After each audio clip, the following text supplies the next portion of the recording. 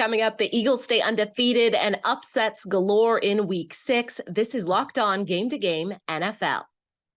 Every game, every team, every angle. Locked On Game to Game, your team every day. Welcome in. You're listening to Locked On Game to Game NFL, local experts taking you from game to game through Week 6 of the NFL season. I'm your host, Kainani Steven. Thank you for making Locked On your first listen every single weekday. New York Football Giants continue to impress. This time they shut down Lamar Jackson and the Ravens en route to their third straight win. Locked On Giants recaps everything that went right for New York on Sunday. The New York Giants, labeled by critics as the worst winning team in the NFL, did it again on Sunday, recording an impressive come-from-behind victory against the Baltimore Ravens 24-20 Sunday at MetLife Stadium. Hi, everybody. Patricia Traynor reporting.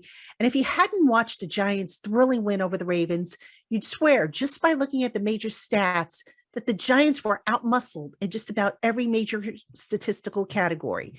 But this is the Brian Daboll New York Giants team we're talking about. A team that's all about grit and perseverance and overcoming its shortcomings.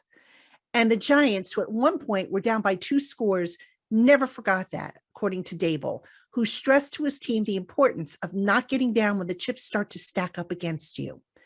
Statistically speaking, the Giants didn't get much from their running game, which averaged 2.7 yards per carry. And quarterback Daniel Jones again threw for under 200 yards, going 19 of 27 for 173 yards and 2 touchdowns. But the offense made just enough plays while the defense finished off the Ravens in the final 2 minutes of the game when rookie Kayvon Thibodeau strip-sacked Ravens quarterback Lamar Jackson to force a fumble and, in essence, end the Ravens' hope of coming back from a 24-20 deficit. The Giants, now 5-1, will hit the road the next 2 weeks before coasting into their bye. They'll pay a visit to the Jaguars in Week 7 and the Seahawks in Week 8 as they continue their quest to remain perfect against teams outside of the NFC East. For more on the New York Giants, keep it here on the Locked On Giants podcast. The Philadelphia Eagles are still undefeated, taking down their division rival, the Dallas Cowboys, to do it on Sunday Night Football. Locked On Eagles talks about the defense. Locked On Cowboys is looking forward to the return of Dak Prescott. Cowboys fall to the Eagles 26-17. What does it all mean? Hi, I'm Landon McCool with the Locked On Cowboys podcast, and Cooper Rush throws 3 interceptions as he finally turns back into a pumpkin, as the expression goes, and the Cowboys lose to the division rivals Eagles, who will take quite a hefty step ahead of everybody else in the division race, facing a very easy schedule in the back half. For the Cowboys, though, this loss is awful, and you definitely are kind of out in a bad spot for the division race at this point. But the Cowboys being 4-2 after having missed Dak Prescott for 5 games, you can't be too upset about that. And with the likelihood having been increased that he will come back to the field this next week after having shown a pre-game workout in Philadelphia, the Cowboys still have plenty to look forward to on their way to the back half of the season. For the more on the Cowboys, check out the Locked On Cowboys podcast every day of the week. We'll get you covered. We'll get you through this. And for any other NFL news, make sure you check on the Locked On NFL podcast or any of our Locked On podcasts on the Locked On Podcast Network. Your team every day. The Packers were hoping to bounce back from an ugly loss in London, but instead they turned in one of their worst home losses ever at Lambeau Field. Locked On Packers short and sweet after an embarrassing loss to the Jets.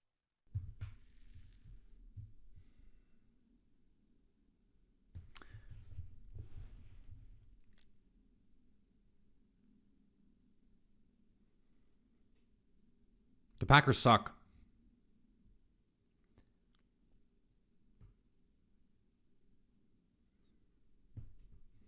The end. Coming up, don't look now, but the NFC South is looking wide open. This is Locked On Game to Game NFL. Today's edition of Locked On Game to Game is brought to you by Athletic Greens. This is a product that I use literally every day. I started taking AG1 to help me with my immune system. It works with whatever diet that you're on, gluten-free, vegan, dairy-free. It's important to include a multivitamin in your diet. AG1 makes that super easy to do. And right now it's time to reclaim your health and arm your immune system with convenient daily nutrition. It's just one scoop in a cup of water every single day. That's it. Super easy. No need for a million different pills and supplements as you try to look out for your own health. Now, to make it super easy, Athletic Greens is going to give you a free 1-year supply of immune supporting vitamin D and 5 free travel packs with your first purchase. All you have to do is visit athleticgreens.com/NFL network. Again, that is athleticgreens.com/NFL network to take ownership over your health and pick up the ultimate daily nutritional insurance. Welcome back to Locked On Game to Game NFL. I'm Kainani Stevens. Thank you for making Locked On your first listen every single weekday. Just about everything that could go wrong went wrong for the Tampa Bay Buccaneers in Pittsburgh on Sunday. Locked On Bucs goes over the myriad of things that Tampa did wrong on the road. Offensive inefficiency doomed the Tampa Bay Buccaneers offense to a slow start. The young upstart Pittsburgh Steelers took advantage, and a late defensive collapse sealed the deal. That is how the Tampa Bay Buccaneers suffered their third loss of the season. I'm David Harrison of the Locked On Bucs podcast, and losing 20-18 to the Pittsburgh Steelers, you like to say it was rookie quarterback Kenny Pickett. They got the best of the GOAT, Tom Brady, but perhaps even worse, it's veteran backup quarterback Mitch Trubisky that actually came in for the concussed rookie quarterback out of Pittsburgh and came in and saved the day. Of course, he was also aided by the Tampa Bay Buccaneers failing to score in multiple red zone trips and also a late defensive collapse after allowing only 3 third-down conversions on the first 11 attempts for the Steelers. The Tampa Bay Buccaneers defense allowed their four straight to end the game against Mitch Trubisky and the Pittsburgh Steelers. That's how this went down. For more in this game and everything Tampa Bay Buccaneers, check out James Jarko and I on the Locked On Bucs podcast, part of the Locked On Podcast Network, your team every day. Elsewhere in the NFC South, the 49ers made the Falcons look really good on Sunday, and now all of a sudden the NFC South seems like it might be wide open. Locked On Falcons reviews a game where Atlanta was fully locked in. It was a physical win for the Falcons in week 6 as they beat up on the 49ers 28-14. I'm Aaron Freeman, host of Locked On Falcons. The Falcons were able to exert their will against a beat up 49ers defense on Sunday, rushing for 168 yards on the ground and also getting a boost from their defense with 3 takeaways, including a first quarter fumble that resulted in a scoop and score. Marcus Mariota might have had his best game to date, despite only throwing for 129 yards, but added a rushing touchdown and 2 passing touchdowns, including connecting with tight end Kyle Pitts for the first time this year. The Falcons now move to 3-3 and could go above 500 for the first time in 5 years with a win next week against the Cincinnati Bengals. We'll have this 49ers win as well as next week's matchup covered all week long here on Locked On Falcons, part of the Locked On Podcast Network, your team every day. It was not pretty at all, but the Vikings were still able to pull off a win on the road against the Dolphins. Locked On Vikings talks us through how Minnesota got it done in Miami. Don't look now, but the Vikings are 5-1. The Vikings beat the Dolphins 24-16 in Miami. Dolphins dealing with all sorts of quarterback issues. Skylar Thompson meant to start this game. They had to go to Teddy Bridgewater with an injury earlier in the game. So Dolphins dealing with a lot of issues, and the Vikings dealt with a lot of their own issues of their own making as well.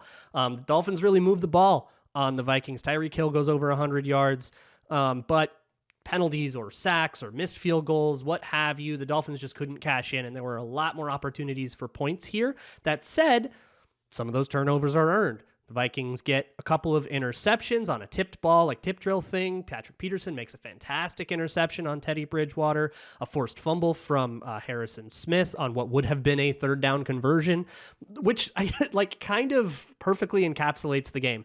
You let them go all the way down the field on you, but you made the play at the end. And the Vikings had to make 14 stops in this game. There are 14 Dolphins possessions. Holding them to 16 points on that is impressive no matter how you slice it. On the other side of the ball, though, absolute horror show on offense.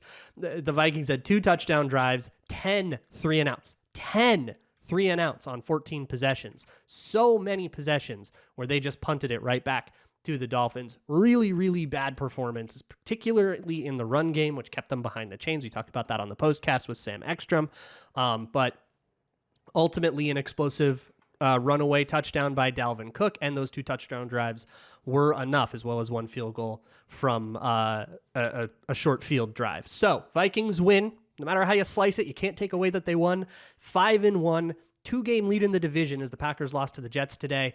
And they go into their bye in about as good a spot as you can ask for. For more on all this, you can find the Locked On Vikings podcast, all part of the Locked On Podcast Network, free and available on all platforms. The Saints looked pretty good early, but they could not hold on at the end at home yesterday against the Cincinnati Bengals. Locked On Saints goes over the mistakes in the Superdome. Despite taking an early lead, trailing for 1 minute and 30 seconds is all that it took for the New Orleans Saints to fall to 2-4 against the Cincinnati Bengals. I'm Ross Jackson, host of the Locked On Saints podcast. The New Orleans Saints, unfortunately, having a loss handed to them here at the Caesars Superdome. Saints' home field advantage just hasn't been the same over the course of the past few years. In this game, they did it all to themselves. 1 of 5 in the red zone, not being able to walk away with touchdowns, not being able to finish drives, a 16-point swing in terms of taking a touchdown and 4 field goals as opposed to 5 touchdowns in the red zone. Meanwhile, gave up a 100% conversion rate for the Cincinnati Bengals, who had 3 red zone trips and walked away with 3 touchdowns. That was the difference in this game. That and poor tackling rearing its ugly head yet again for this New Orleans Saints defense. Can they get it all fixed, especially on a short week with the Arizona Cardinals and Kyler Murray on the way? We'll be breaking it all down every single Monday through Friday here over at the Locked On Saints podcast, free and available on all podcast apps and on YouTube, part of Locked On Podcast Network, your team every day. The NFC West seems like they change from week to week. Arizona struggled to score this week against Seattle, and Locked On Cardinals is asking the tough questions after a loss to the Seahawks.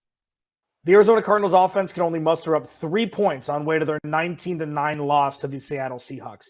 This same Seattle Seahawks defense that gave up 39 points to the New Orleans Saints in Week 5. Alex Clancy, Locked On Cardinals. The offense was an embarrassment. The defense was a strong suit. This is pretty much what we've been seeing through 6 weeks of the 2022 NFL season, even though almost the entire offseason and draft was set up to bolster the offense in an effort to make it the strength of the Arizona Cardinals. It's not. The defense, Byron Murphy, Zach Allen, Zaven Collins, led by Vance Joseph, is elevating the talent that he has on the defensive side of the ball. Cliff Kingsbury, he ain't doing that. I will leave you with this. If the offense isn't the strength of the Arizona Cardinals, why is Cliff Kingsbury here? You can check me out for all of your Cardinals news on Locked On Cardinals Monday through Friday, free and available wherever you get your podcasts and on YouTube. That's going to do it today on Locked On Game to Game NFL. Thank you for making Locked On your first listen every single weekday. Make sure you subscribe to Locked On NFL on YouTube and wherever else you get your podcasts from as well. I'm Kainani Stevens. This has been Locked On Game to Game.